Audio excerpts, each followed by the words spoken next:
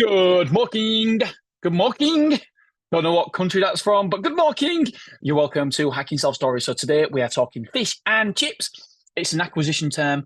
Well, it's a slang term for acquisitions. I love it, and I think it's very, very interesting. So what we're going to do is get to that in a minute. Don't forget, by the way, if you are new here, go to mrselfstories.com, put in your email, and I will send you daily emails about how our conversions are doing, how our sites are doing, the money we're taking, and the self-storage tip every day, industry news, and how many steps I do every single day. Do not forget that. Okay, let's talk about fish and chips. I've got loads of notes here. So fish and chips. Basically, people fish. For those of you who are listening to the podcast, I'm doing, I don't know, I'm doing a fishing rod, I think. You fish someone in with a price, and then you chip them away every single time. There's a small discrepancy. You say, oh, well, that's there, so that's £50,000. Oh, well, that's there, that's £100,000 off. It's a well-known term. And the reason I'm talking about this is if you're selling your self-storage, please be very, very careful, because most of the big boys, from what I've been told from high-level executives in these companies, the acquisitions team, and from people who have sold businesses before, they fish you in with one price. For example, I do know of a site up north what got sold for many, many millions, and it was the fished them in with a great price. And then the problem is, and by the way, this happens in all industries. I'm in masterminds for acquisitions, and this is one of the tactics that they teach you. I don't feel comfortable on it because I don't feel it's ethical. I don't feel it's the correct way to do things. And I promise you, when I sell, there is no way people are going to fish me in with one price and then chip me away. I'll walk away. And the reason why people do it is because you're emotionally connected to the outcome of selling.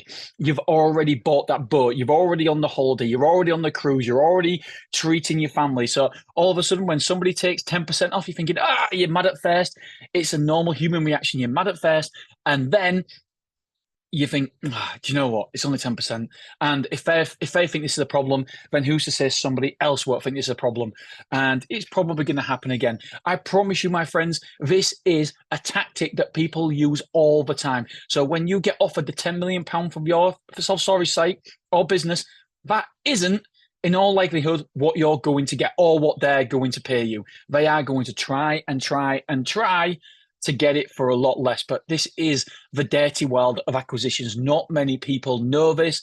And like I say, I'm in a mastermind, and this is one of the tactics that is taught. If there's anything at all, anything that the due diligence finds, you look for it. You look for this. You actually look for this, trying to find this anomaly in the due diligence process where you can hang your hat on and say, right, okay, we can chip this away now. We can get a better deal because there's a little bit of a grey area here. I'm not too happy about that. Do you know what? Yeah, I don't particularly like it. This is why I got the deal I got with my previous site that fell through that we talked about a few weeks ago. And do you know what? There was some things that we found in due diligence that there was no way I was going to chip away. There's no way. I didn't like it at all. So yeah, just be very, very mindful on this, because people give you a price, the holy grail price, the maximum price you're ever going to get, and then they'll chip away. And like I said, this is not just prevalent in the self-storage industry, but it's prevalent in all industries as well. Okay, I've got some notes here. I put, what the heck am I about? Well, it's an acquisition term. The potential buyer will fish you in with a big number, i.e. offer for the company, and during the due diligence, they will chip away at that figure. For example, they might say, here's £10 million for your business. I say, yippee, where do I sign? Just so you know, that's not my number I'm selling for, and I won't be selling for that price either. I put in notes here. Then over the due diligence period, the potential buyer will find small problems, because, by the way, there's always small problems in the business. There is no business in the world that you will look at and you will think, wow, it's amazing. It's everything and more than I thought it would be. No, there's always going to be a small issue. It might be a contract issue with an employee, but instead of having 3 months notice period, it might be a month, and they're like, oh, wait a second. Sorry, we only deal with 3 months with the higher management. I thought you'd be the same. Oh, sorry, that's going to be reflected in the price. What? And so that they'll find the smallest of small problems. And that is what these guys do. The acquisitions teams at these big companies, they'll look for them and they will find an anomaly, just a small thing. Right, where was I? This is a common practice and it works incredibly well. As a seller, you're thinking, wow, life's going to be changed. It's going to be amazing. You're already spending that money and you're now emotionally tied to the outcome of selling your business. That is the problem. And also, you've got to be very careful with an exclusivity period as well, because most people will ask for exclusivity period while you do your due diligence.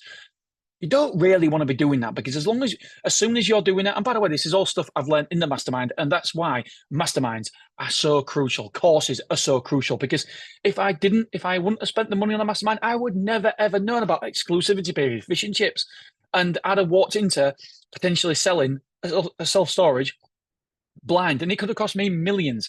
So exclusivity period as well. That is where you give exclusive access for one party to have a look at it and do their due diligence for a certain amount of period of time. Why would you do that? Why on earth would you do that? That is nuts, because then you're emotionally tied to that one outcome and you're messing around the other people as well. And by the way, if you are buying and you can get an exclusivity period, well played, sir. That is incredible. All right. Yeah. The buyer uses this psychological approach against you to get a better deal. To be fair, Kevin, I've got to be careful. I was reading that and I was like, what did I put here about Kevin Doyle? Because obviously Kevin Doyle has just sold to Storebox and he was on a webinar. So to be fair, Kevin Doyle actually spoke about this in a recent webinar. Just so we're all on the same page, Kevin did not say Storebox did this. So he didn't say Storebox did this at all. So if I don't know the ins and outs of the deal, I don't want to know the ins and outs of the deal. But if that was the case, well played, Starbucks, because that is ethically the right thing to do. Because if you see a price and deal with a price and all things being equal, don't get me wrong, if something's completely wrong, i.e. there's 10% debtors instead of 3% debtors, then yes, then you need to relook at the deal, or the revenue isn't correct because the debt, you take into consideration that and the revenue's 10% later, or the revenue was that in the last year's accounting, but the revenue's come down since. And you're like, well, yeah, then we need to relook at the deal, obviously. But if all things being equal, roughly speaking, broadly speaking, then we shouldn't change that amount. I don't believe anyway, because I don't think that's a correct thing to do. And I know what the other people will be thinking. Yeah, but Dean, what we've done is we've overinflated that £10 million was the holy grail price if everything was amazing. And so really wanted to pay 9 million, but we didn't want to offer 9 million. So we had a £1 million buffer. And so we tried to use that buffer. I get it. I don't like it, though. I don't think it's ethical. Right, so well played, Starbucks. However, I know for an absolute certain this is a strategy some of the other self-storage companies have and will continue to use. Until the money is in your bank account, it's not yours. Don't be spending it in your head. Don't get emotionally tied to it. And it's incredibly difficult not to. Because if I was getting £20 million, I'd be thinking, okay, I can give that to my family, this to my family, this, I can buy this, I can go on this holiday. Oh, yay! But you've got to be very, very careful. Do not get emotionally tied to spending it. Wait until you have the money before you order that Porsche. For clarity, the reason I'm writing this subject is because I'm at heads of terms. This is when I was writing the notes. I'm at heads of terms for my second acquisition. I wanted to tell the current owner that I wouldn't do the fish and chips playbook. So yeah, basically I said, look, I know you've got bigger offers on the table, but they will fish and chip you. That is everybody's strategy. If you're an educated buyer, if you know anything about buying businesses, then most people will have definitely heard of this strategy, and number two, may potentially use it on you.